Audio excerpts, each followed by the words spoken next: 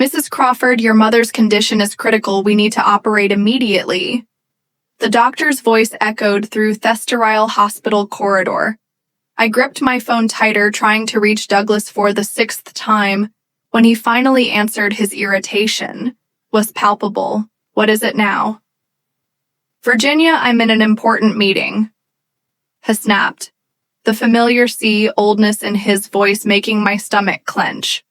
Mom's being rushed into emergency surgery.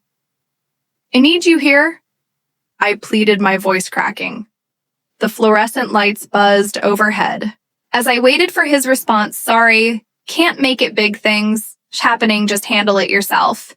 He replied before hanging up, I'm Virginia Crawford, 47 years old, and that moment in St. Luke's Hospital in Birmingham was when I finally admitted to myself that my marriage was beyond safe. As I watched the nurses wheel my mother toward the ICU, memories of happier times flooded back, summer afternoons in our family's Victorian estate. The scent of mother's roses wafting through open windows, father's warm laughter echoing through the ornate halls. That estate had been in our family for 4 generations after father passed 3 years ago. Mother and I inherited it together. The old house meant everything to use. Every creaking floorboard, every intricate molding, told our family's story. Douglas used to understand that, or at least I thought he did when we first married 15 years ago. He would spend weekends helping mother tend to her beloved garden. But somewhere along the way, my husband's heart turned as cold as marble. As I sat in the ICU waiting room, me phone buzzed with a text from Douglas. Secured my future, just sold the estate, leaving for Brazil tonight with someone who actually makes me happy. Goodbye. A strange calm washed over me as I read his message. What Douglas didn't know was that I had been watching his every move for months. My private investigator had kept me well informed of his schemes, including his affair with his young secretary and their plans to flee the country. I typed back a single word: fascinating, looking at my mother's fragile form through the ICU window. I felt a fierce determination rise within. Douglas had no idea what was coming. Sometimes the best revenge is letting someone walk straight into the trap they set for themselves. Douglas wasn't always this way. When we first met at a charity gala in Birmingham 15 years ago, he was different kind, ambitious, and genuinely caring. He worked as a junior partner ATA law firm then, and his eyes would light up when he talked about helping his clients. I remember how he used to bring coffee to my father during long discussions about estate management, eager to learn and understand our family's legacy. The Victorian estate had been more than just a home to us, built in 1887 by my great-grandfather. It stood as a testament to our family's history. Every Christmas, every celebration, every quiet Sunday afternoon was spent within those walls. I can still picture my grandmother sitting in her favorite corner of the library telling me stories about the generations before us. Family isn't just about blood, Virginia, she would say, her eyes twinkling with wisdom. It's about trust and protecting what matters most. The changes in Douglas were subtle. At first, about 5 years ago, he started spending more time at the office, coming home later and later. When my father passed away 3 years ago, something shifted in him completely. He began questioning every financial decision he made, insisting on having more control over the estate's affairs. I noticed small things missing. From the house, antique pieces, family jewelry, items he claimed were just being appraised 2 months ago. I found receipts for a luxury condo in Rio de Janeiro in his email. That's when I hired Juliana, the private investigator your husband's been meeting with various potential buyers, she reported last week. He's been showing them forged documents claiming full ownership of the estate. The irony of it all would have made me laugh if it weren't so painful. Douglas had spent years trying to gain control of the Estate not knowing that my grandmother had placed it in an irrevocable trust long before he entered.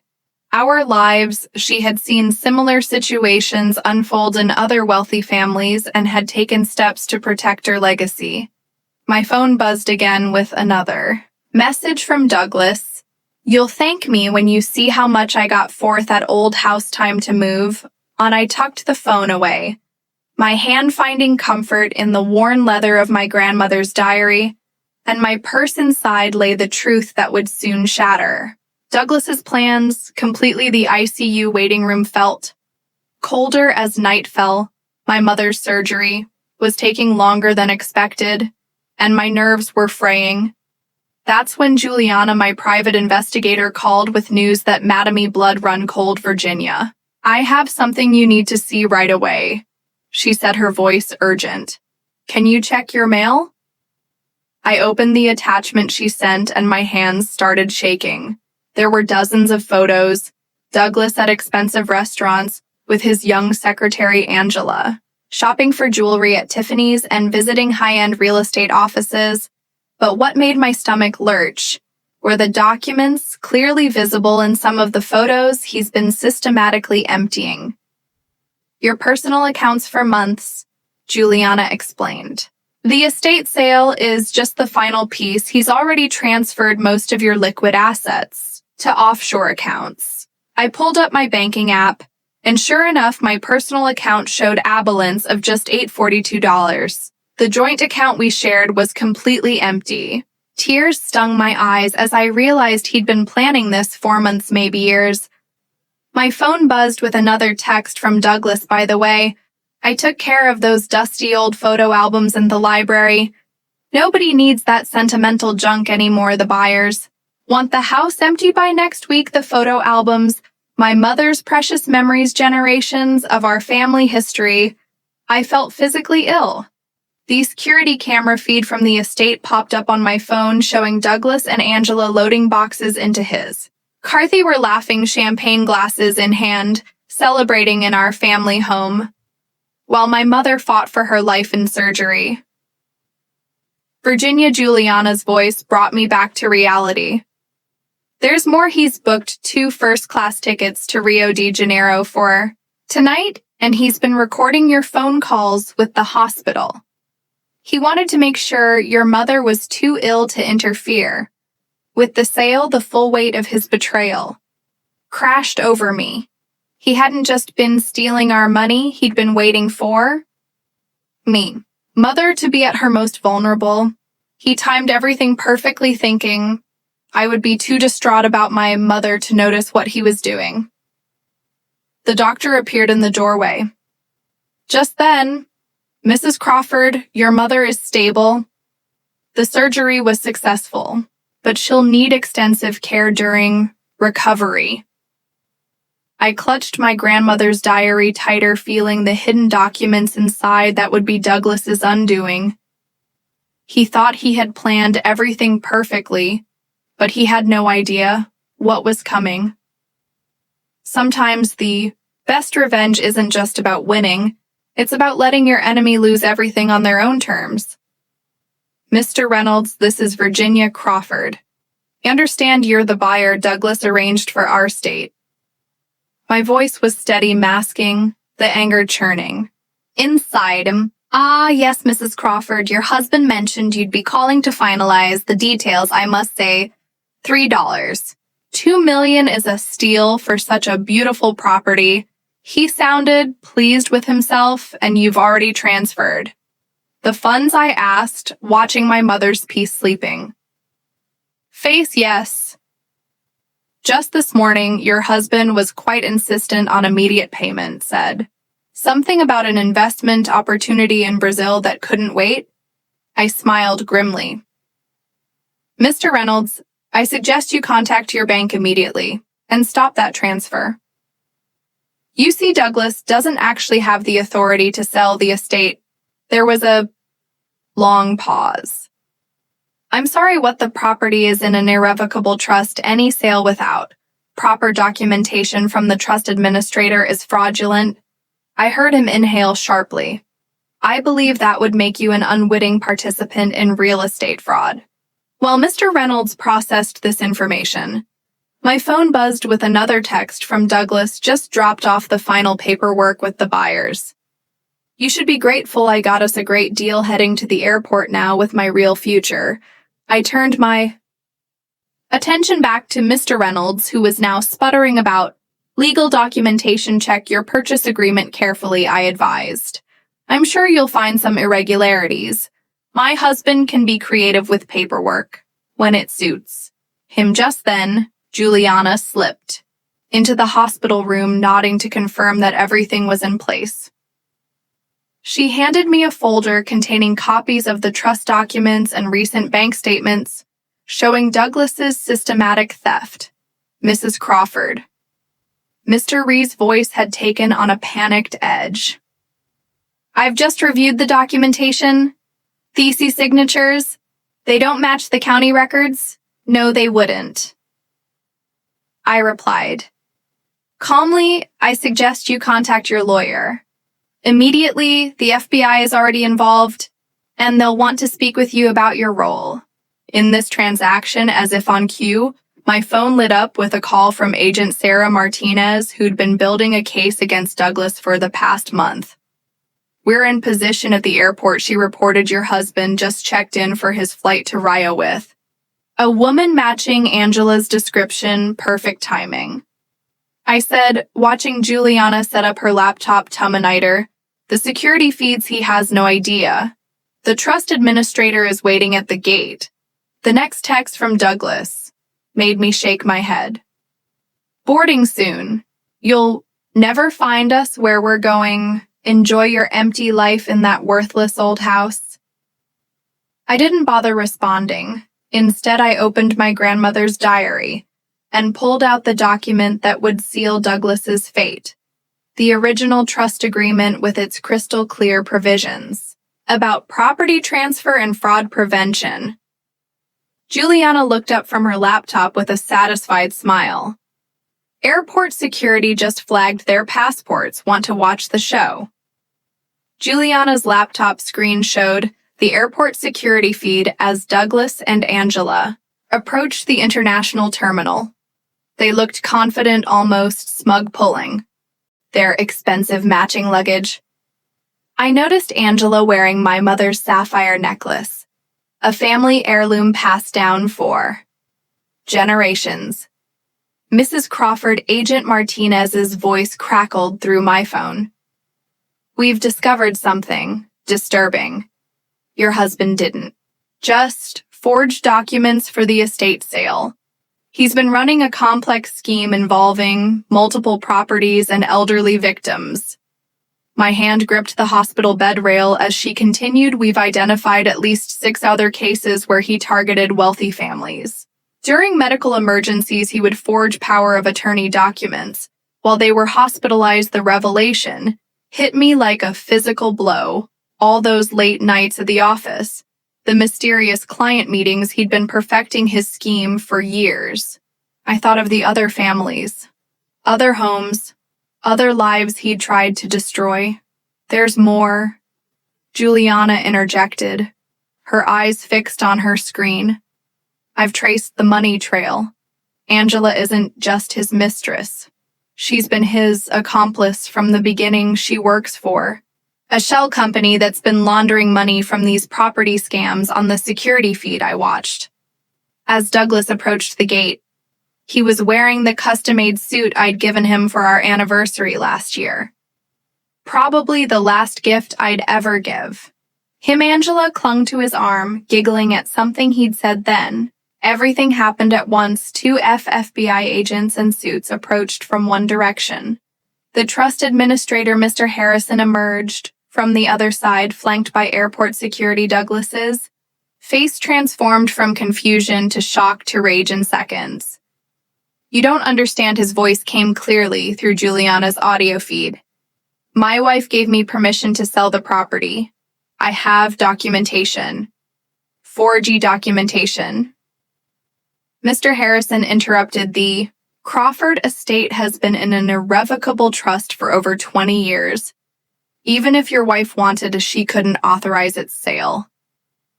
I watched Douglas's face pale as he realized his mistake, but instead of surrendering, he shoved Angela toward the agents and bolted. He made it about 10 steps before security tackled him, sending my mother's antique bracelet, which I hadn't even realized was missing, skittering across the airport floor.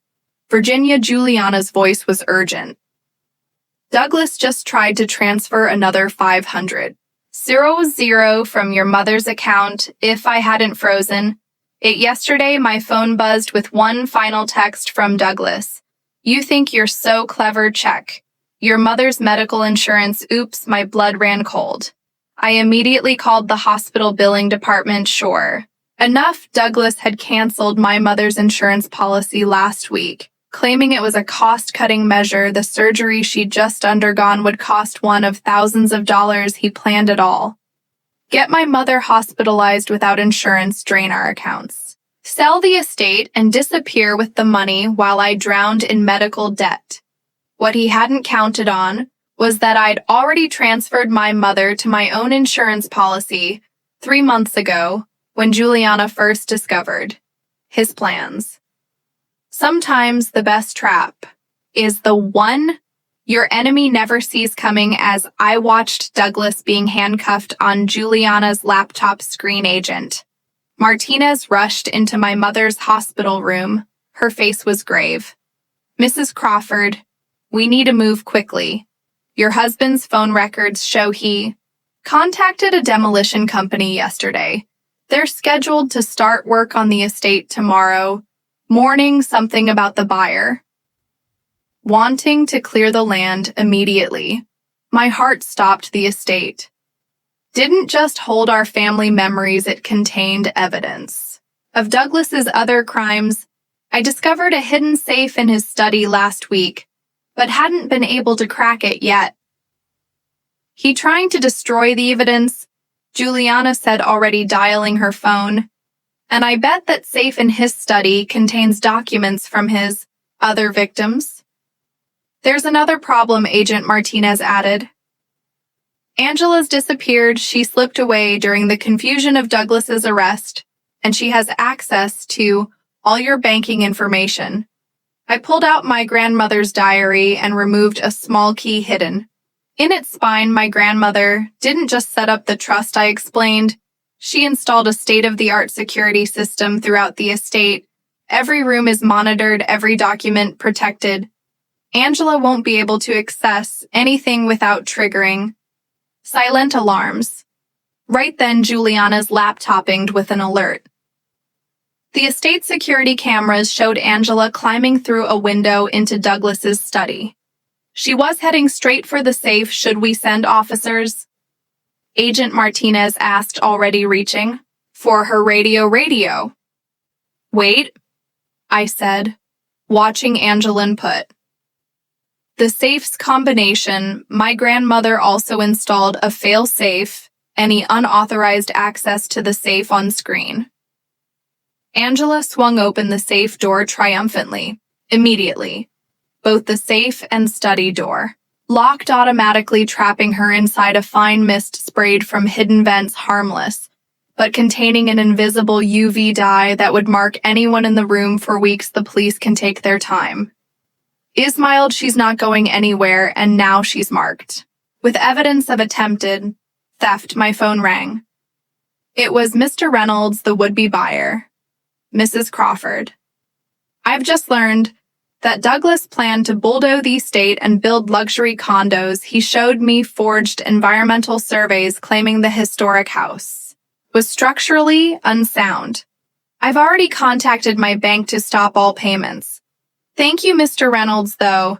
You should know the demolition company he hired. It's another shell corporation. They would have taken your money and disappeared. Agent Martinez ended. A Callan turned to me. The FBI just found Douglas's laptop. He has detailed files on wealthy families with elderly or ill relatives across 3 states. He was planning to expand his schemes significantly. I looked at my mother, still sleeping peacefully, then back at the security feed showing Angela pounding furiously on the study door. My grandmother always said that greed eventually destroys itself. I don't think Douglas ever understood that the real value of our estate wasn't in its price tag. It was in the protection she built into every brick. Juliana's laptop pinged Dagan, Virginia, she said urgently. You need to see this. Douglas had one more plan in motion, and it's already started. Juliana turned her laptop to show me what looked like transfer confirmations. Douglas set up automatic withdrawals from your mother's retirement accounts that's scheduled to trigger at midnight. He's trying to empty everything before the banks freeze his assets. I smiled, remembering the day 3 months ago when I'd visited my grandmother's old friend at the trust company. Let him try, I said, pulling up my own phone's banking app. I've already moved everything into new accounts, protected by the trust. He's about to transfer money from empty accounts and implicate himself in even more fraud attempts. On the security feed we watched, as police officers entered the study, where Angela was trapped, she was still frantically trying to destroy documents from the safe, but her hands were now glowing bright purple under the UV lights. Mrs. Crawford, Agent Martinez, said, reviewing the documents we'd found. This evidence isn't just about your estate. Douglas's files detail a scheme targeting dozens of families we're looking at, multiple counts of fraud, theft, and conspiracy. My mother stirred in her hospital bed, her eyes fluttering open. I squeezed her hand gently. Everything's okay, Mom. The estate is safe. Grandmother's plan worked perfectly. Of course it did, she whispered, with a faint smile. Your grandmother always said, the best trap is the one they walk into themselves. Agent Martinez's phone buzzed. They found Douglas's go bag in his car trunk. It contained passports, currency, and your grandmother's original will. He thought he had the only copy. I opened my grandmother's diary one last time and removed the real original. Will safely preserved all these years. No, I said, he only had what we wanted him to in 2 weeks.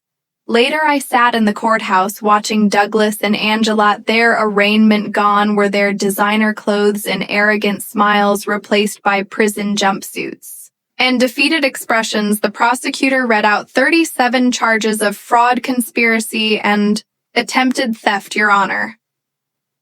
Douglas's lawyer began. My client was simply trying to protect his wife's assets. That's not what the evidence shows, the prosecutor interrupted.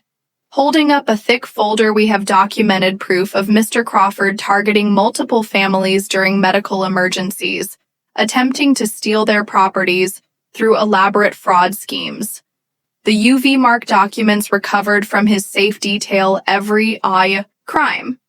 I thought about the other victims, 12 families who had almost lost everything to Douglas's schemes. Thanks to the evidence we'd gathered, they would all get justice. The judge set bail at $5 million each, remanding both Douglas and Angelato custody when they couldn't pay as they were LED away. Douglas turned to glare at me. I simply smiled and patted my grandmother's diary. He never understood that real wealth isn't about money. It's about family legacy and protecting what matters most back at the estate. My mother was recovering well in her old room, surrounded by the family photos and heirlooms we'd protected. The garden she loved was blooming again, and the house felt more alive than ever. I sat in my grandmother's favorite chair in the library, feeling her wisdom surround me. Sometimes the greatest victory isn't in the fight. It's in preserving what truly matters while letting greed destroy itself.